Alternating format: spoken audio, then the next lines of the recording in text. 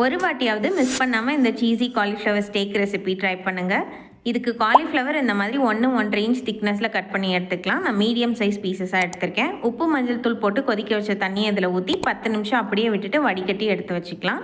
இதில் நமக்கு விருப்பமான மசாலா சேர்த்துக்கலாம். நான் Kashmiri chilli powder, onion powder, garlic powder, mixed herb seasoning, உப்பு, lemon juice 1 spoon, 1.5 tablespoon எண்ணெய் சேர்த்து இதை நல்லா ஒரு தடவை மிக்ஸ் பண்ணிவிட்டு நம்ம ரெடி பண்ணி வச்சுருக்கிற காலிஃப்ளவர்லாம் இதில் நல்லா கோட் பண்ணி எடுத்துகிட்டு இதை அப்படியே தோசை தவாவில் கூட ஃப்ரை பண்ணி எடுத்துக்கலாம். நான் பேக் பண்ணிக்கிறேன். 200 டிகிரி செல்சியஸில் ஒவ்வொரு பக்கமும் 20 நிமிஷம் பேக் பண்ணி எடுத்துக்கலாம்.